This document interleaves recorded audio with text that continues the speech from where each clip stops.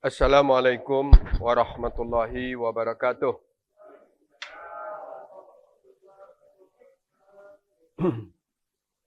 Alhamdulillahillazi anzalal Qur'an hudal linnasi wa bayyinatin minal huda wal furqan.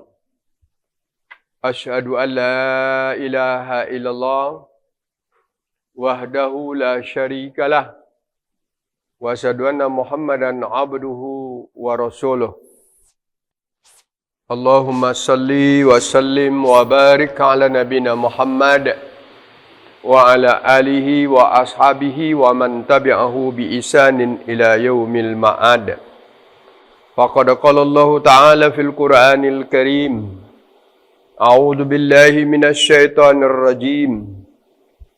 Ya ayyuhalladzina amanu la ta'kulu amwalakum bainakum bil batil illa an takuna tijaratan an taradin minkum wa la taqtulun anfusakum innallaha kana bikum rahima wa may yaf'alu dzalika udwanan wa zulma fasawfa nuslihi nara wa kadzalika wa kana dzalika 'ala Allahi yasira. Bapak-bapak dan ibu-ibu jamaah pengajian rahimakumullah. Pertama-tama tentu kita tetap bersyukur dan banyak memuji kepada Allah Subhanahu wa taala. Alhamdulillah, banyak rahmat Allah, banyak karunia-Nya yang tetap kita nikmati sampai saat ini, sehingga kita dapat hadir ke rumah Allah ini, ke majlis yang mulia ini, majlis rutin kita ini, majlis ilmu, majlis zikir kepada Allah Subhanahu wa taala. Dan selanjutnya kita juga banyak berselawat kepada Nabi kita Muhammad sallallahu alaihi wasallam, yang mana dia telah menyampaikan amanah yang diberikan kepadanya, menyampaikan risalah Islamiah ini, ajaran agama kita, pedoman hidup kita, sebagai bekal kita di dalam bagaimana kita menjalani hidup ini. Dan kemudian bagaimana kita mengakhiri hidup ini untuk kembali kepada kampung asal kita. Gitu, ini.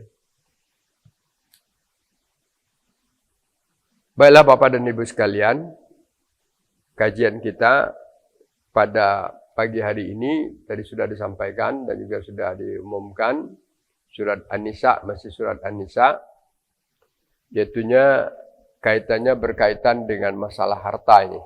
Ya. Masalah harta, bagaimana kita menjaga harta yang kita dapatkan mempunyai kemuliaan dan kehormatan di sisi Allah Subhanahu wa taala. Ya. Ayat ini masih surat An-Nisa ya. Sebelumnya sebetulnya ada beberapa permasalahan pernikahan, tapi sengaja kita langkahi dan kita ambil masalah ini. Kemudian dengan dua ayat yang akan kita bicarakan ini, tentu ada juga keterkaitannya dengan ayat-ayat lain. Karena sifatnya Al-Quran itu tidak, satu ayat itu tidak berdiri sendiri. Kadang-kadang dia dijelaskan oleh ayat lain, diperkuat oleh ayat lain, dibatasi pemahamannya oleh ayat lain. Itulah Al-Quran Bapak dan Ibu sekalian. Kemudian juga diperjelas oleh hadis Nabi kita Muhammad SAW. Dan kemudian juga sesuai dengan fakta nyata dalam kehidupan kita sehari-hari. Ya. Saya terjemahkan dulu Bapak dan Ibu sekalian. Bismillahirrahmanirrahim. Ya ayyuhalladzina amanu. Wahai orang-orang beriman. Ya. La ta'kulu amwalakum bainakum bil batil.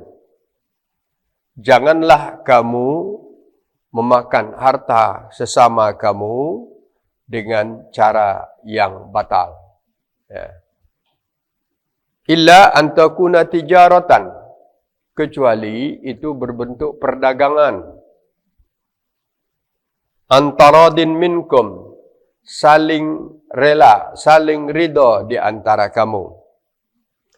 Wala taqtulu anfusakum. Jangan kamu bunuh diri. Atau jangan kamu bunuh diri kamu. Innallaha kana bikum rahima. Sesungguhnya Allah terhadap kamu Maha Penyayang. Wa may yaf'al zalika, siapa yang melakukan itu udwanan, dengan bentuk permusuhan, wa zulman, dan kezaliman, fasaufa nuslihi nara, maka kelak akan kami masukkan dia ke dalam neraka. Wa kana zalika 'alallahi yasira, dan itu atas Allah adalah sangat mudah. Ya, itu terjemahannya Bapak sekalian. Jadi ayat ini dipanggil dengan panggilan apa? Panggilan khusus. Ya. Panggilan khusus itu ya ayyuhallazina amanu. Ya. Kita akan ketemu ini dengan kata-kata ya ayyuhallazina amanu puluhan kali dalam Al-Quran. Ya. Lebih dari 80 kali. Yang jelas, kalau ada kata-kata ya ayyuhallazina amanu, kita istilahkan panggilan khusus. Karena Allah memanggil khusus orang-orang yang beriman saja. Dan biasanya setelah panggilan itu, ada hal-hal yang merupakan pedoman perjalanan hidup kita.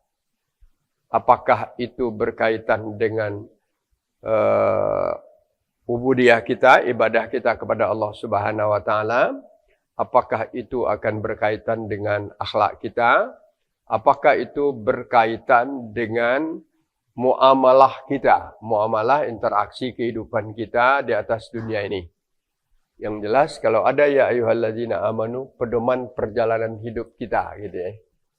Pedoman perjalanan hidup yang seyogianya harus kita tempuh.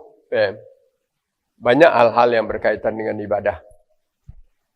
Kalau ayat yang 29 surat An-Nisa ini juga panggil amanunya khusus ya. Saya katakan dulu Bapak, kenapa panggilannya khusus kepada orang beriman? Karena yang akan beruntung di dalam perjalanan hidup ini adalah orang beriman. Ya. Dan orang yang bisa melaksanakan apa yang diingatkan oleh Allah dalam ayat ini adalah orang beriman.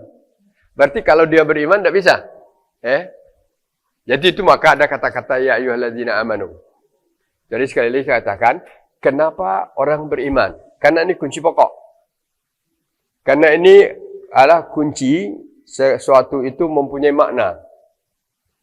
Artinya gini, kalau kita beriman, tidak ada yang sia-sia hidup kita ini. Apa aja yang kita lakukan. Apa sebab? Karena kalau orang yang beriman, dia kan suatu keyakinan yang tertancap di dalam hatinya, kemudian diucapkan lidahnya, dinampakkan dengan perbuatannya. Kan itu 3 unsur pokok beriman.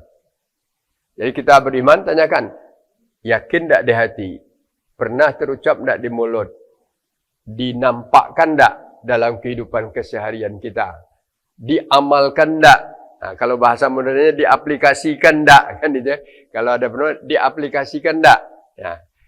Kalau itu diaplikasikan, maka tidak ada bentuk perjalanan hidup kita ini yang tidak punya makna. Maknanya untuk kita, maknanya untuk yang lain, maknanya untuk di sisi Allah akan mendapatkan pahala. Gitu ya. Kan kapan siapa yang mengerjakan sekecil apapun baru dapat pahala, dapat kebaikan, itu kalau dia beriman. Faman ya'mal misqala dzarratin khairai yarah. Maka itu panggilannya. Jadi syarat pokok untuk sesuatu itu bernilai adalah beriman. Ya. Dan kenapa tidak aslamu gitu ya? Tidak ada ayat di dalam Al-Quran ya ayyuhallazina aslamu gitu nah. Hai orang-orang yang sudah Islam gitu ya. Sebetulnya Islam iman itu kan tidak apa? Tidak terpisah. Apa sebabnya? Karena seorang itu tidak bisa Islam tanpa iman kan itu. Dan iman itu tidak bisa kalau tidak tertanam dalam hati. Ya. Sekali lagi, Islam iman tidak bisa terpisah. Setali 3 uang. Itu ya. Islam ya, iman ya. Tidak mungkin orang Islam tanpa beriman. Tidak mungkin beriman tanpa jadi Islam. Kalau orangnya beriman, dia pasti jadi orang Islam. Kalau nya Islam, pasti apa? Islam kan adalah pernyataannya, penyerahan dirinya. Apa beda? Kalau iman kan keyakinannya. Keyakinan. Kalau Islam, penyerahan dirinya.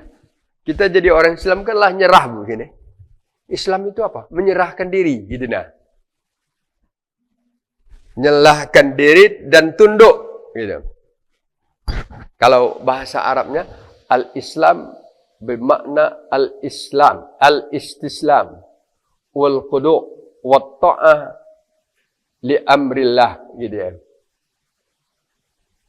Islam itu adalah penyerahan diri kita secara khusus kepada Allah dan kita tunduk untuk taat kepada kehendaknya.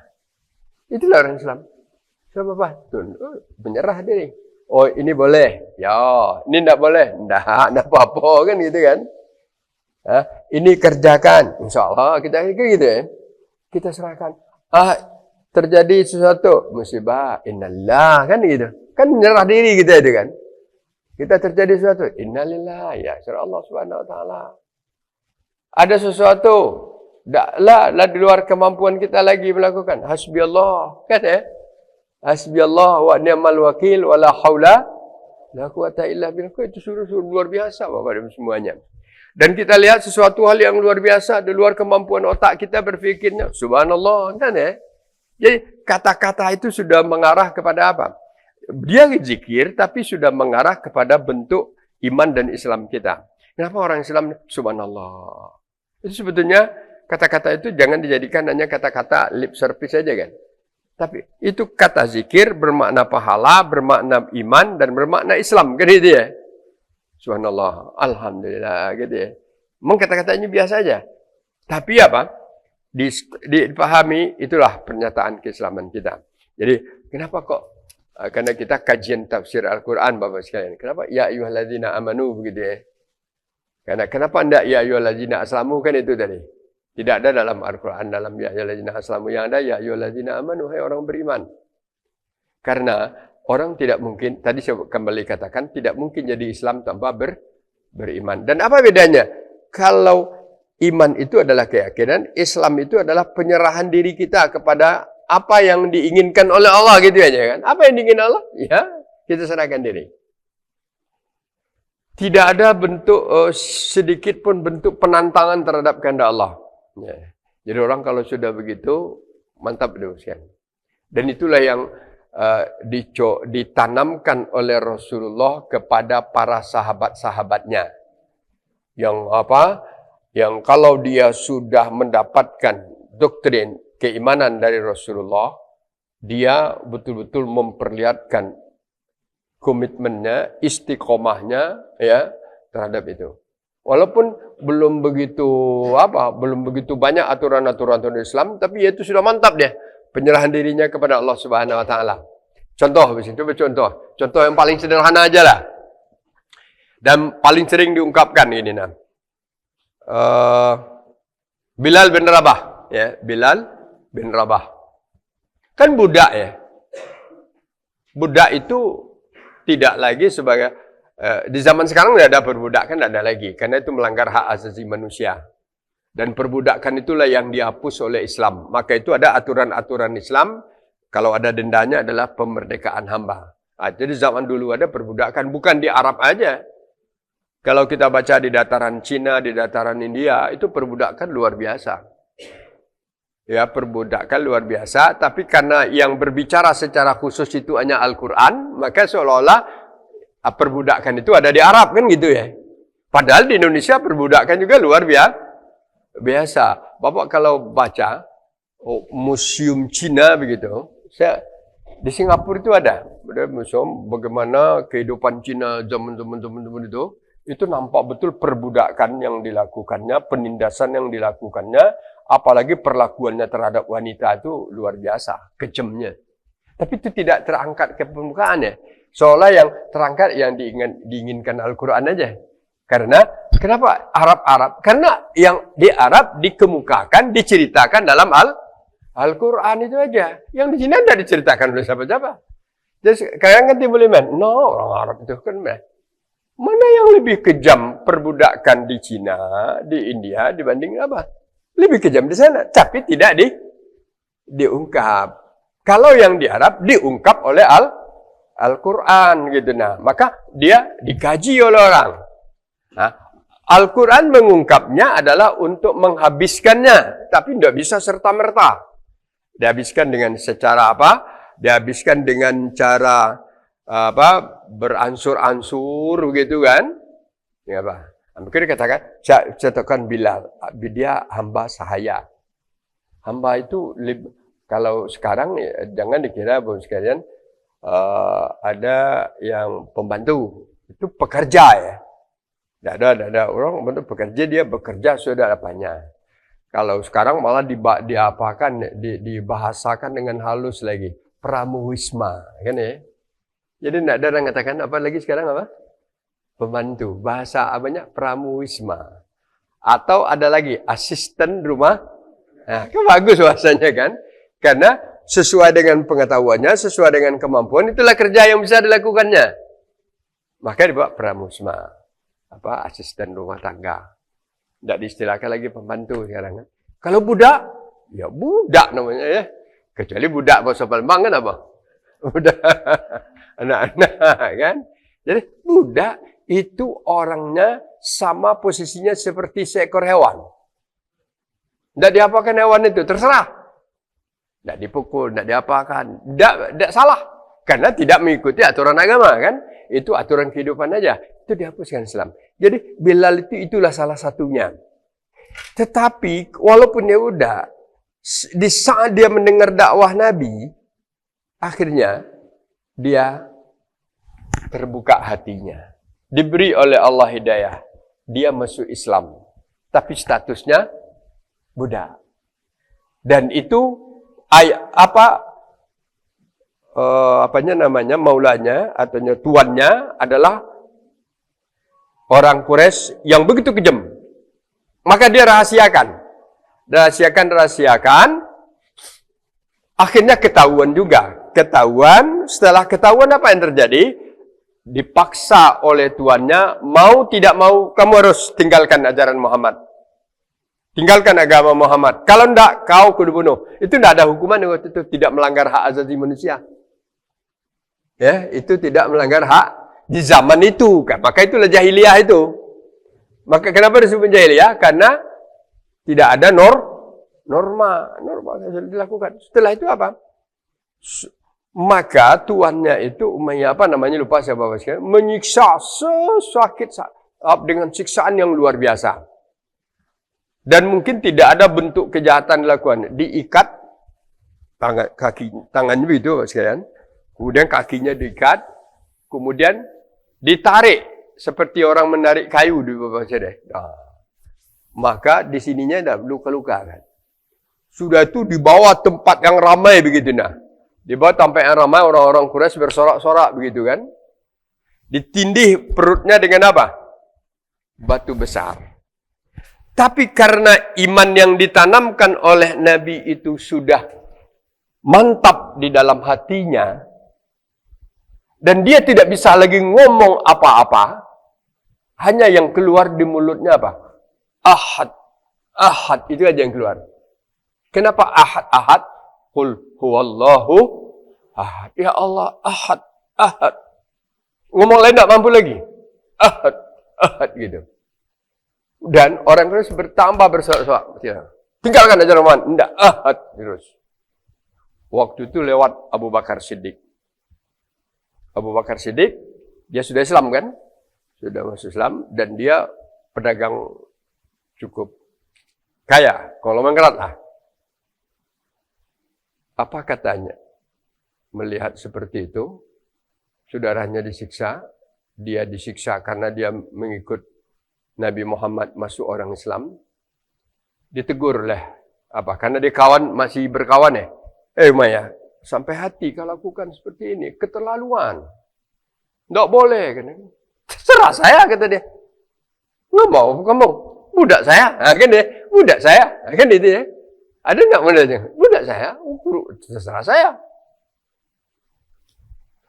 Kenapa? Kalau budak kamu, ya saya beli aja.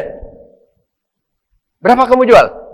Nah, jadi budak itu sama dengan seperti membeli sapi aja.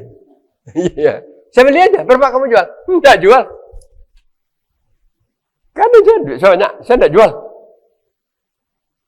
Berapa kamu jual? Berapa harga sekarang? Gitu lagi kita ya. Pasarannya berapa gitu nah? Berapa? Iya Pak.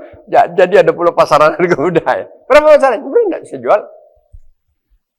Gini aja. Saya kasihan melihat dia. Walaupun dia budak. Kalau kamu jual, berapa saja, saya beli. Sampai begitu ya. Berapa saja, saya beli. Kalau tadi harganya 1.000,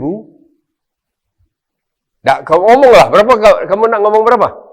Tidak 5.000, tidak 6.000, tidak 10 dinar, tidak 100 dinar, tidak 1.000 dinar. Kalau harga normalnya umpamanya 15 dinar atau 150 dinar, saya beli. Ya, berapa kamu ngomong? Bakar, ada banyak nak duit kamu. Kalau mau, mamamu kamu beli ini, beli harganya 10 kali lipat dari harga pasaran. Jadi kalau 10 kali lipat, sapi itu harganya 25 juta, 10 jadi berapa? 250 juta, untuk korban 250 juta. Iya, tanpa banyak ngomong, Abu Bakar pulang. Duit orang kan dinar dirham ya. Dinar dirham itu perak, dinar itu emas. Ya.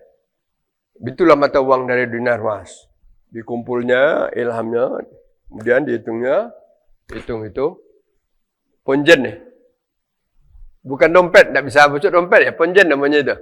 Ibu-ibu yang punya ponjen itu biasanya. Ponjen itu sebangsa kain di bawah. Dibuat, kemudian ada tali. Oh, berat gini bawah. Cuma sekarung ini mah. Umayyah. Nah, ini nah.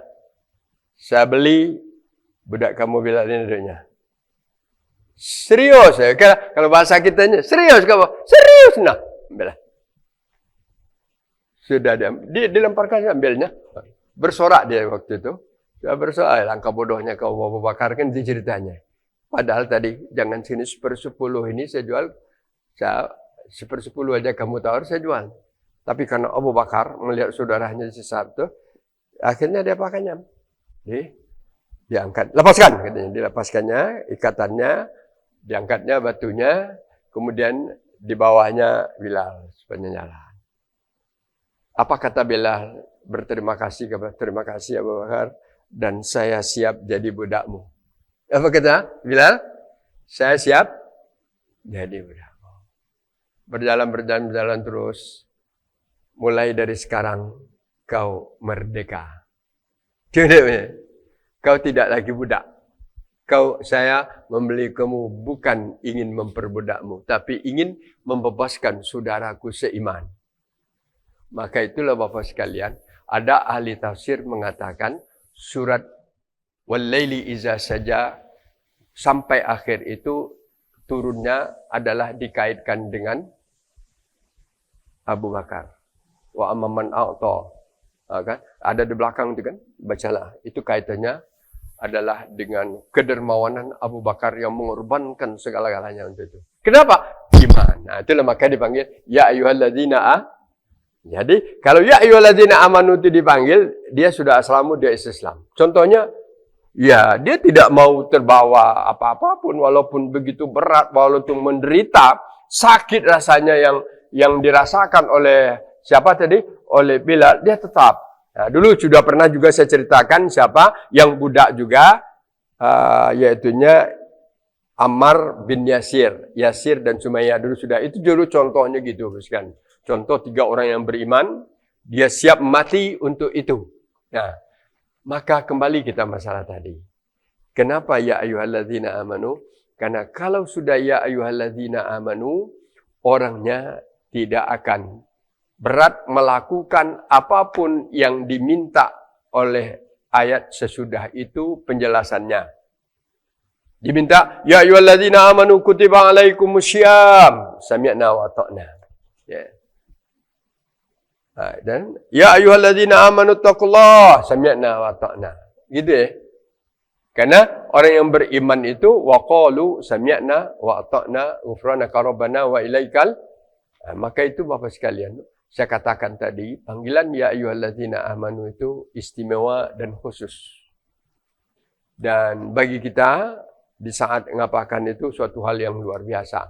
Dan setiap apa yang diingatkan oleh Allah setelah ya ayyuhalladzina amanu itu adalah menunjukkan suatu hal yang penting, suatu hal yang harus kita terapkan untuk membentuk kepribadian kita menjadi orang yang bertakwa. Itu umumnya. Jadi berkali-kali, jadi kalau kita runtun aja membuat tafsir sekali sekajian kita ya ayyuhalladzina amanu 80 kali 2 tahun baru selesai. Khusus ya ayyuhalladzina amanu aja deh. Ya ayyuhalladzina 2 tahun berapa? Kalau saya ini saya ulang 12 84 kali bagi 12 7 tahun baru selesai. Kajian ya ayyuhalladzina amanu.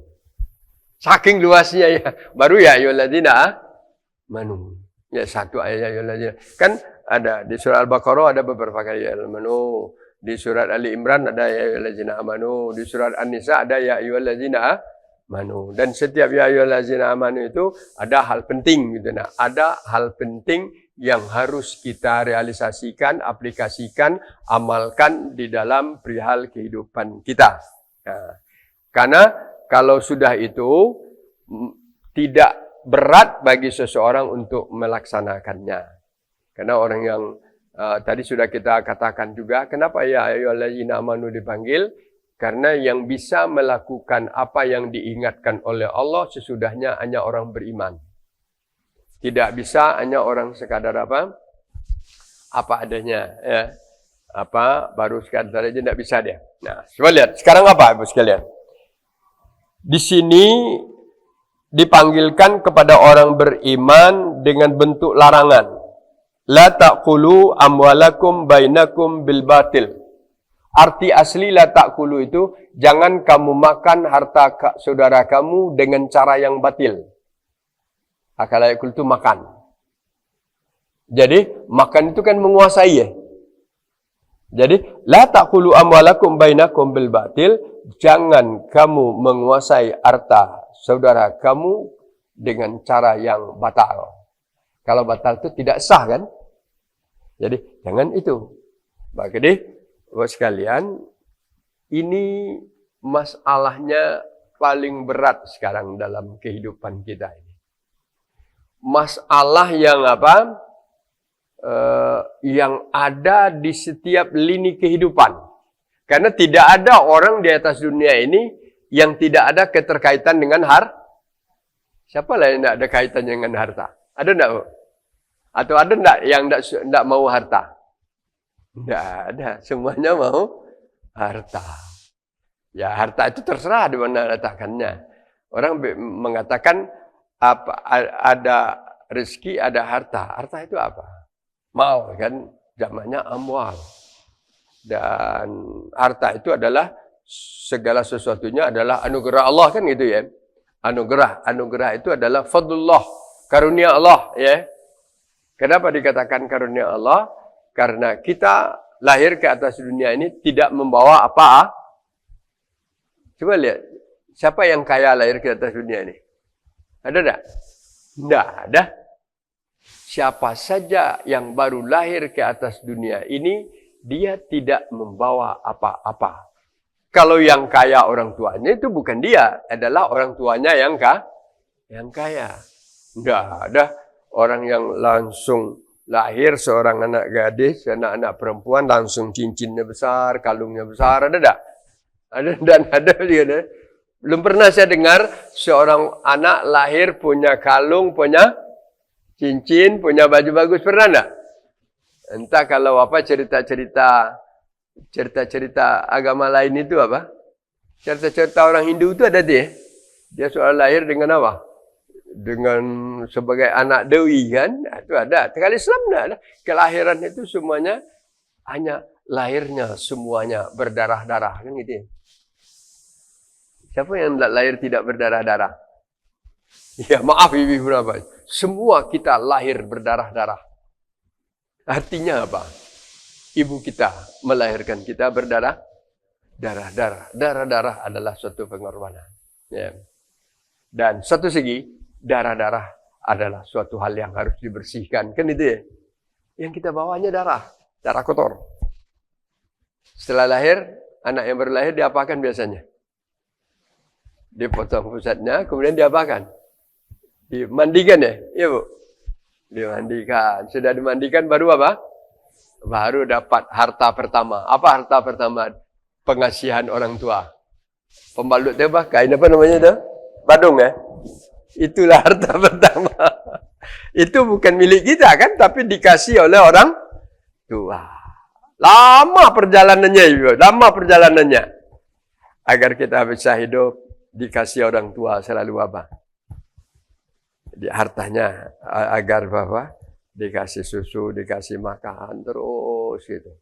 Jadi Bapak dan Ibu sekalian, itu kan bukan apa? Bukan milik kita, bukan kekuasaan kita kan? Artinya punya orang lain. Ya, orang lain yang memilikinya. Dan itulah manusia. Siapa aja orangnya? Nah, setelah berjalan, baru sekalian ada. Jadi tahap pertama kita mendapatkan harta itu karena adalah kasih sayang orang tua. Gitu ya. Kasih sayang orang tua yang tidak ada batas. Jadi oleh orang tua berapa yang dikasihkannya itu tidak pernah dinilai. Tidak pernah Kalau bapak dan ibu membesarkan seorang anak dari lahir sampai dia tamat SMP. Berapalah kira-kira yang sudah diberikan sama dia? Hah? Kalau subuh-subuh sekali dihitung, berapa lah kira-kira? Hah? Bisa enggak dihitung? Kalau beli susunya bisa dihitung ya. Beli berasnya bisa dihitung. Itu maka kalau kita kembalikan Bapak sekalian, kewajiban pertama kepada Allah, kewajiban kedua kepada orang tua. Itu yang pertama. Tapi sekarang kan itu terbalik. Jadi saatnya kita juga akan bicarakan bagaimana ya ayyuhalladzina amanu hubungan orang tua dengan apa. Jadi kembali kita masalah tadi, kalau kita dalam ayat ini dikaitkan dengan masalah kehormatan harta, kemuliaan harta, keberkahan harta yang kita miliki. Bahwa apa yang kita dapatkan itu tidak serta-merta. Dan kita mendapatkan harta pertama adalah kasih sayang orang tua. Dikasih terus.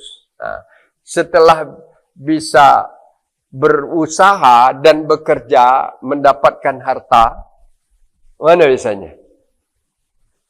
Orang itu sudah mikirkan diri sendiri kan?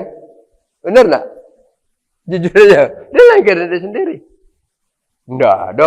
Paling-paling kalau dia jadi pegawai negeri, ini gaji pertama aku. Itu sudah kebiasaan dia lihat ya?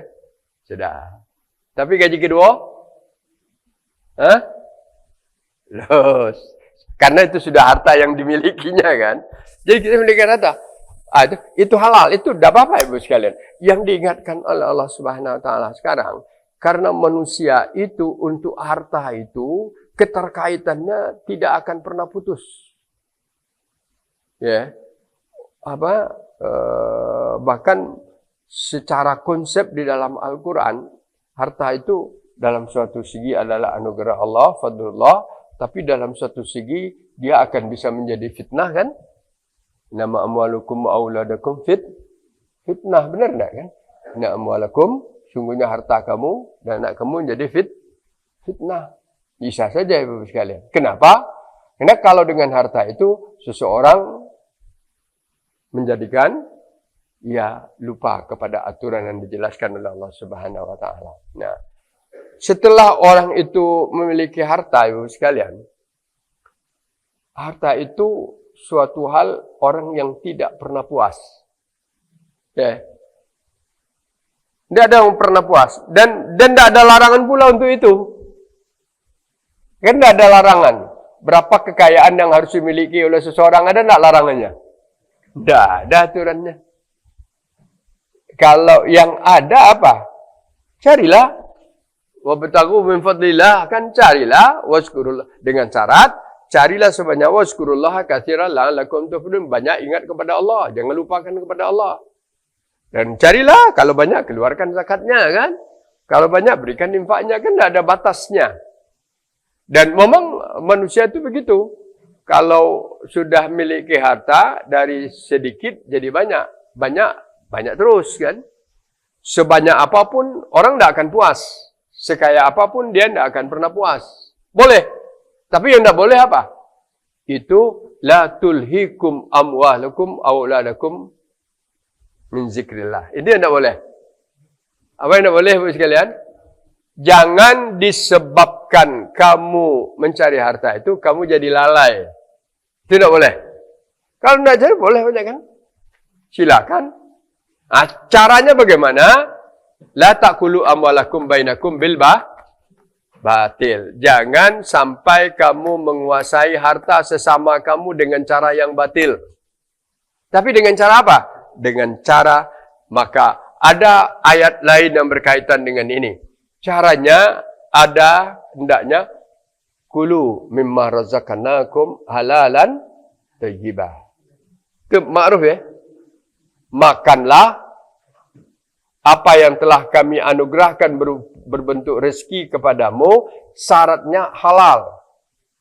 Sudah halal apa? Thayyibah. Baik. Sekarang umpamanya jual beli halal ya? Halal. Jadi, tapi yang dijual belikan itu khamar. Ana? Thayyibah enggak? Enggak, thayyibah. Jadi makan tak boleh kan? Jadi kalau begitu apa? Bahwa persyaratan harta itu halal dan thayyibah. Dengan demikian dia akan menjadi mubarakah. Selanjutnya dia akan menjadi karimah. Kan itu ya? Nah, artinya kehormatan harta itu kalau kita bisa miliki empat itu. Bisa enggak kita jadikan apa yang kita miliki? Pertama tanya halal enggak? Halal, alhamdulillah. Sudah halal apa lagi? Thayyibah enggak? Ya. Ada orang yang apa? Karena usaha yang paling menggiurkan katanya kalau yang dilarang-larang itu kan menggiurkan ya. Tapi tidak baik kan? Tidak boleh. Banyak orang melakukan itu. Ada dengan berbentuk berbagai macam cara yang tidak halal. Yang kedua, kalau itu sudah ada, dia akan artinya halal, artinya baik, dia akan mendatangkan yang ketiga, mubarakan. Berkah itu apa? Berkah. Yang kita harapkan jadi apa aja rezeki yang diberikan oleh Allah kepada kita jadi berkah. Berkah itu apa artinya Bapak dan Ibu sekalian? Berkah itu apa? Kalau saya sampai sekarang belum bisa menerjemahkan ke bahasa Indonesia. Tidak ada bahasa Indonesianya itu berkah. Cuma dijadikan itu jadi bahasa Indonesia kan. Berkah itu kan bukan bahasa Arab, bukan bahasa Indonesia. Aslinya bahasa ya berkah. Apa berkah? Paling-paling mengatakan, nah HP ku ini lah 10 tahun ya, umpamanya ya. Maka orang katakan apa? Berkahnya HP ini kan. Ya, ini. Jadi ada asumsi berkah itu sesuatu barang yang dengan manfaat yang diberikannya banyak dan itu berketerusan. Gitu ya. Maka kita berkah. Umurnya berkah, rezekinya berkah, ilmunya berkah kan itu ya. Tapi ada lagi yang Jumatnya yang berkah ada pula ya. Ada Jumatnya berkah, padahal Jumatnya bukan Jumat apa yang berkah kan. Kalau kita bersedekah nasi hari Kamis berkah tak? Berkah tak sekalian? Berkah kan? Namanya sedekah itu berkah kan? Tapi ada suatu kondisi sekarang apa? Jumat berkah. Iya, tidak tahu ya. Dan itu sudah luar biasa sekarang apa? Menganunya Bapak sekalian. Hampir setiap masjid sekarang ada nasi berkah, Jumat berkah kan. Kemudian di jalan-jalan biasanya yang tidak biasa menolak-nolak gerobak, sekarang sengaja nyewa gerobak ya. Duduk di pinggir apa? Jalan. Menunggu apa? Menunggu berkah. Jadi, Jumat berkah kadang-kadang mengajarkan orang juga jadi malas. Jadi, Bapak sekalian, bukan dilarang. Saya bukan mengatakan dilarang. Tapi jangan kita salah memahaminya itu aja kan. Bahwa keberkahan itu bukan saja karena Jumatnya. Bisa saja di saat kita membantu seorang itu hari Rabu, itu lebih berkah daripada bisa saja. Memang ada di hari Jumat itu satu saat itu waktunya sangat istimewa di Allah. Tapi kita tidak tahu kan. Tapi kalau hari lain mana? Hari lain juga. Yang ada itu kan apa? Wa ma al-aqabah. Wa ma ada kamal aqabah. Fakku raqabah. Uit'amun fi yawmin zi masqabah. Itu yang ada. Atau Aqabah itu ada suatu langkah yang susah dicapai untuk apa? Suatu amal yang berat ya. Aqabah itu jalan mendaki begitu kan. Tahukah wa ma adraka mal aqabah? Tahu enggak kamu aqabah? Yang pertama fakku raqabah. Yang tadi, fakku raqabah merdekakan hamba sahaya yang dilakukan makan. Atau sebetulnya apa? Au it'amun fi yaumin zi masqabah. Itu ya.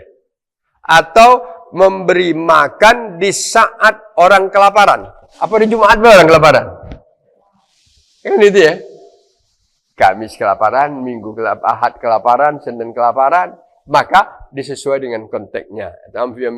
Yatiman, apakah itu anak yatim? Makrobah yang ada kaitannya dengan keluarga. Au miskinan zamatrobah. Atau orang miskin yang lidahnya sudah terjulur ke tanah. Kan lidahnya terjulur ke tanah. Saking laparnya, saking hausnya, tidak ada yang nak diminum, hampir mati lagi kan. Oh, kalau bisa melakukan itu adalah orang yang luar biasa di sisi Allah. Baca surah Al-Balad bersihnya. Surah Al-Balad, ulaika ashabul maimanah. Itulah orang ashabul maimanah kelompok kiri. Jadi kembali kepada kita harta tadi. Jadi kita ingin menjaga kehormatan harta, kita berupaya ada pertama sifat halalnya, ada yang kedua sifat thayyibahnya, baiknya. Baik ini bisa bermakna gini, bisa baik dalam segi bendanya, bisa baik dalam segi manfaatnya. Ya, ada suatu harta yang baik tapi belum tentu baik terhadap untuk orang lain, kan gitu. Jadi kembali kepada tadi Bapak sekalian, umpamanya Bapak sekalian, thayyibah itu makanan yang dia makan, ya halal, tapi belum tentu cocok untuk semua orang kan. Ada orang yang udang bagus umpamanya, contohnya udang bagus. Anunya gizinya tinggi, mineralnya bagus. Tapi ada kita sedekahkan 1 kilo udang kepada orang yang alergi udang, apa jadinya? Tidak thayyibah jadinya kan? Banyak itu sekalian contohnya. Jadi yang bakal di sini kata Allah, makalah harta sesama kamu, jangan kamu makan secara yang batil. Nah, sekarang Bapak sekalian, kalau mestinya kemuliaan itu ada 4 tadi ya. Saya ulangi, halal, thayyibah, berkah, karimah. Itu semuanya ada dalam Al-Quran. Ada berkah, mubarakan, rizqan karimah. Adakah rizqan karimah, rezeki yang mulia? Itu ada di dalam surat apa itu? Al-Anfal ada dalam surat apa? Itu ada rizqan. Dan surat Al-Mu'minun juga ada. Nah, sekarang Bapak dan Ibu sekalian, jangan kamu makan.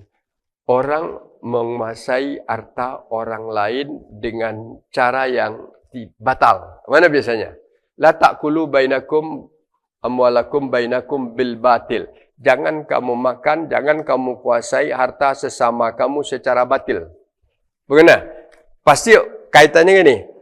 Jangan mencuri ya. Kan itu ya? Jangan merampok. Jangan menipu.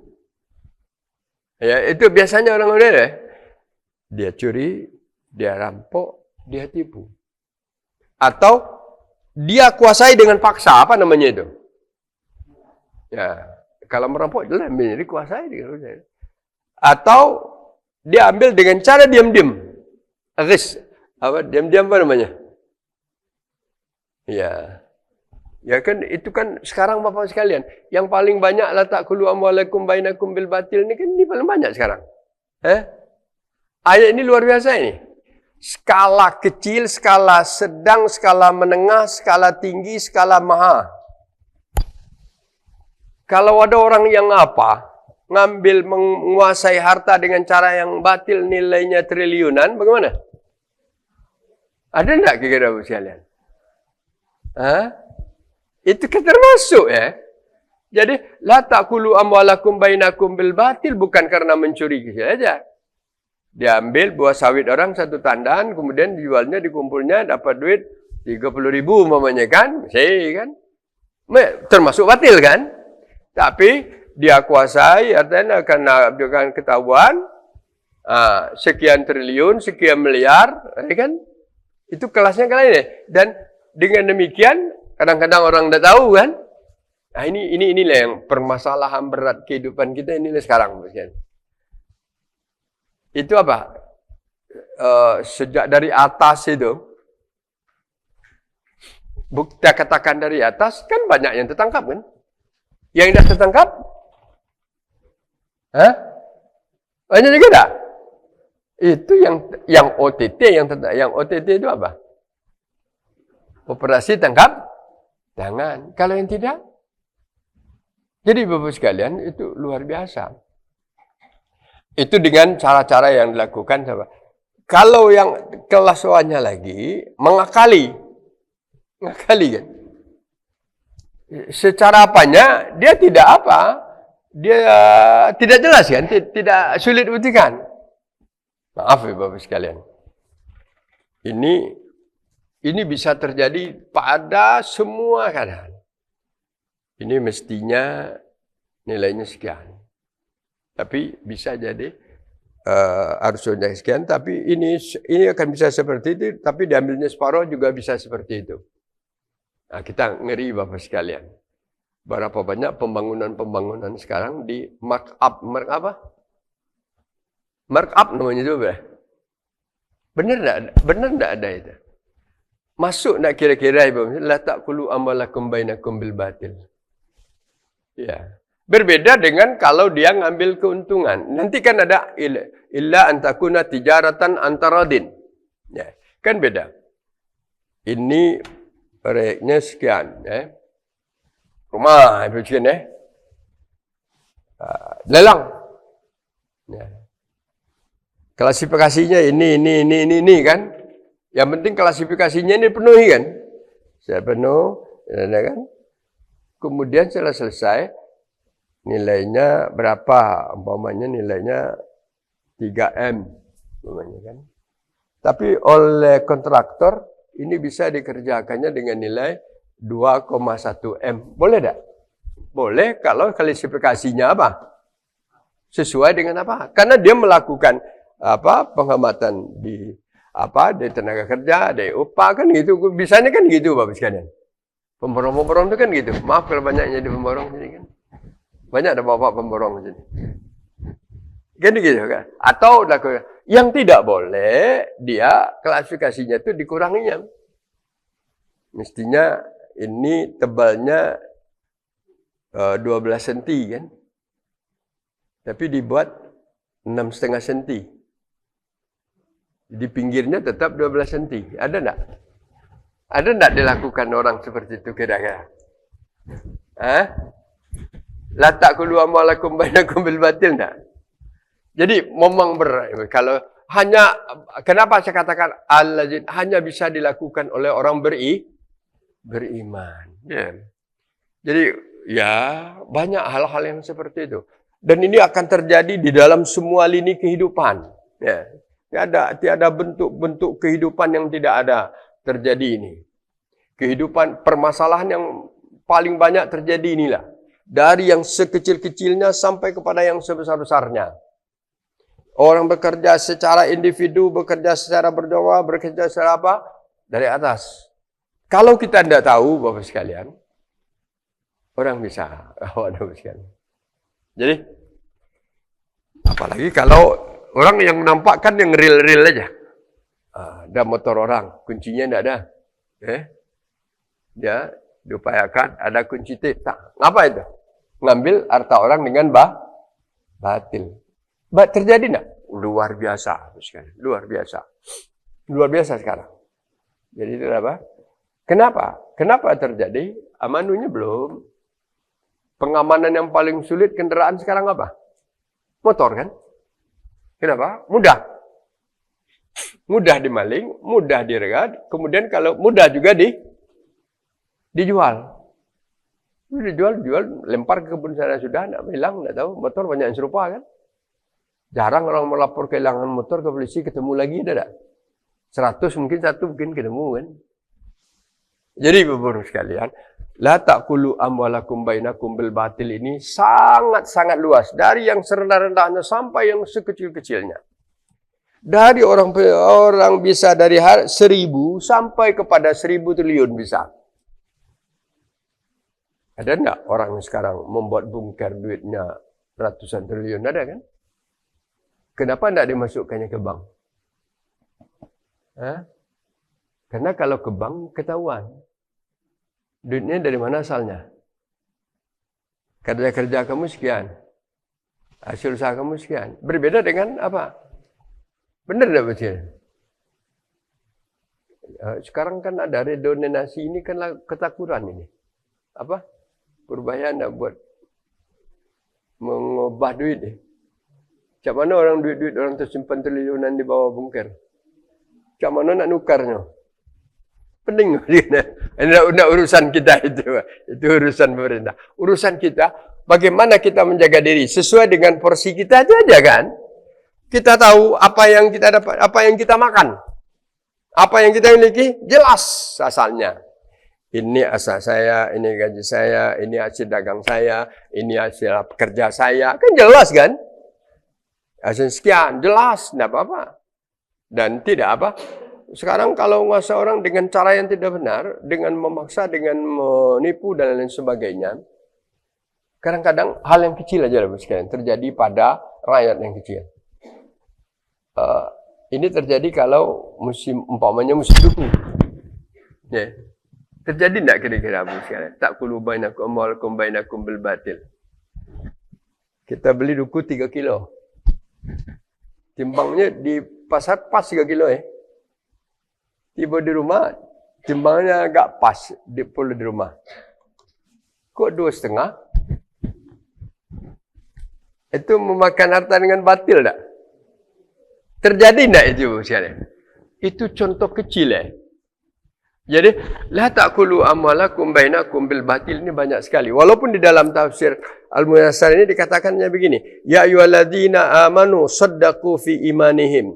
Hai orang-orang yang beriman yang benar-benar benar iman mereka di dalam dada mereka. Wa atba'ihim li rasuli dan benar apa-apa yang mereka lakukan untuk mengikuti rasulnya Muhammad. La yahillu lakum, tidak halal bagi kamu ayyakula ba'dukum, bahwa kamu makan sebahagian mali ba'din, harta orang yang lain, bighairi haq, tanpa cara yang benar. Illa ayyakuna wifqas syar'i, kecuali itu sesuai dengan aturan syarak. Wal kasbu, al kasbul halal, dan usaha yang halal. Antaradin bainakum, dengan saling rela di antara kamu di dalam berjual beli. Itu contohnya sekalian. Sekarang apa? Kehidupan masyarakat untuk mendapatkan harta, mendapatkan rezeki. Yang tidak usah kita terlalu kecil. Artinya yang dari bawah. Ada yang bekerja, ada yang berusaha, ada yang berdagang, ada yang menjadi jasa, kan gitu ya. Mendapat jasa, apakah jasa apanya, itu maka jelas dapatnya dengan antaradin. Jual beli. Selalu dikaitkan orang kalau taradin itu berjual beli. Orang jual beli. Karena jual beli itu kan harus antaradin. Antaradin itu suka sama yang menjual rela, yang membeli juga rela. Ini. Sehingga tadi harganya ditawarkan umpamanya 15.000. Tapi ditawar oleh ibu ini 12.000. Kalau apa? Nak rela ya nak jadi. Tapi kalau ya sudahlah boleh ambillah 12.000 kan jadi kan boleh rela sama rela kan. Maka ada akad serah terima. Tapi tidak mesti pula saya beli barang ini. Kalau menurut mazhab Syafi'i kan harus akadnya jelas. Saya beli barang ini 12.000 ya. Ya saya jual kan gitu. Tetapi kalau al-urf itu kebiasaan adat yang sudah berlaku. Kalau itu sudah apa? Ini saya beli, ini belikan. Ini barang mau saya beli, ini berapa? 15.000 ya. Jadi 15.000. Kemudian tidak mesti pula dikatakan, saya beli barang ini 15.000, saya jual barang ini 15.000, tidak mesti gitu kan? Tapi secara urfnya sudah menjadi kebiasaan seperti itu, rela sama rela. Tapi ada tidak yang tidak rela sama rela? Ada, maksa. Ya, maksa dia, maksa pembeli kah, maksa penjual kah, ada juga. Dan begitu juga di dalam masalah-masalah bekerja, begitu juga Bapak sekalian. Jadi, maka sangat indah ayat Al-Quran ini. La ta'kulu amwalakum bainakum bil batil. Jangan makan harta secara yang batal. Illa antakuna tijaratan. Kecuali lakukan dengan tijarah itu pertukaran barang. Bisa perdagangan, bisa jual beli, bisa saling bekerja. Ya. Orang bekerja itu kan juga. Saya berikan tenaga saya, bayar tenaga saya kan itu. Taruh deh ya. Jangan lupa, saya bekerja, ya, sepakatan berapa? Gaji 150 sehari, kata tukang kan. Tiba-tiba apa? Pokoknya akan bekerja jam 8 sampai jam 3.50. Atau 200 ya. Tiba-tiba sudah, habis sore. Wah, gawe kamu. Jadi, saya bayar hari ini 100 lawe, be. Bisa tidak terjadi hal yang seperti itu? Bisa, Bapak sekalian. Itu tidak tarodin. Tadi kan sudah apa? Sepakat kan? Siapa? Dia bekerja sebagai tukang digaji 150.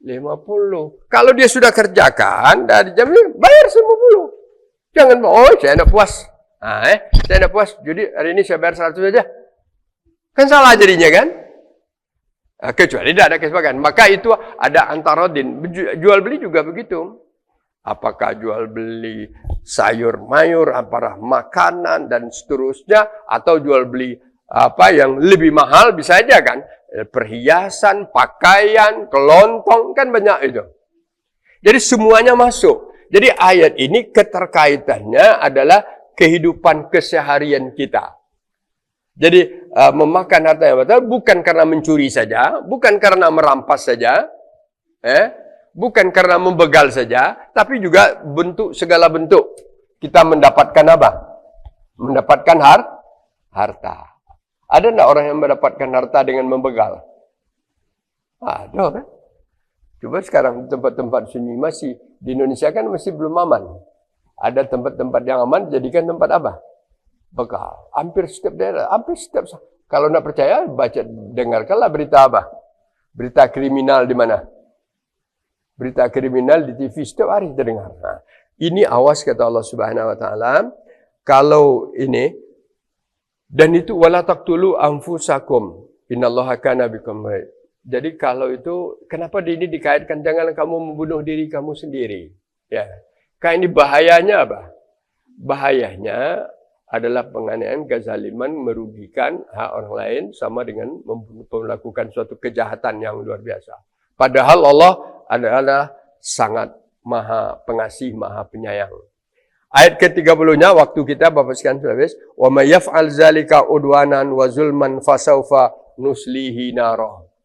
Siapa yang melakukan itu, melakukan kejahatan kepemilikan harta itu dengan cara permusuhan, cara penipuan, cara kezaliman, awas kata Allah, neraka sudah kami siapkan untuknya.